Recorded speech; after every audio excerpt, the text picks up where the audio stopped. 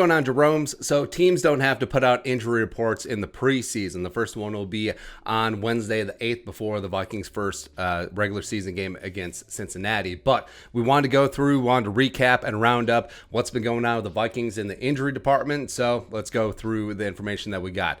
First off, players on injured reserve. So you got B.C. Johnson and Blake Proehl both on there with a knee. We'll see him next season. Jordan Scott, the nose tackle from Oregon, who had himself a nice little interception against the Colts. Undisclosed injury on IR. Janaris Robinson is also undisclosed. He is done for the season, as well as kicker Riley Patterson, who I believe in him. He's got a big time leg. He was pretty accurate when he was healthy in training camp, so we'll see him in 2022.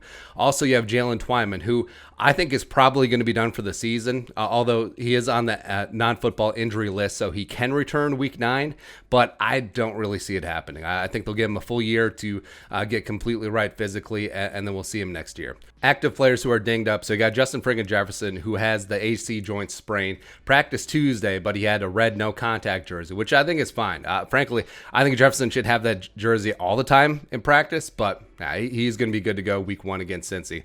Then you got Xavier Woods, who was out with an undisclosed injury. He practiced on Tuesday, but had missed most of a week as well as the second preseason game. Zimmer called it a nick, which is the new tweak. So, I don't know. Then you have Adam Thielen, had himself a thigh bruise, was limited, injured on August 21st. And then you have Anthony Barr, out with an undisclosed injury, no practice since August 5th. So, that is a little bit concerning. They say that he's going to be ready for week 1. I still have my doubts, but...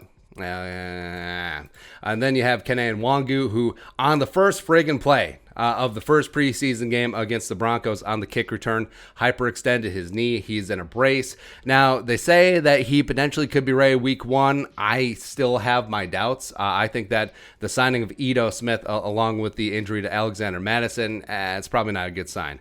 Then you have Christian Darrisaw, who's been out with the groin. He had his second procedure on August 12th. No practice. Again, the team is optimistic that he'll be ready for week 1, but I don't see it. Even if he is physically ready to play against the Bengals, I don't think he starts, which is unfortunate because that means Rashad Hill starts. They got Tyler Gronklin, who's been out with a hamstring, no practice since August 16th.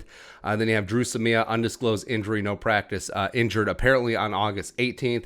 And then Alexander Madison had himself a knee issue very early on in the Colts game.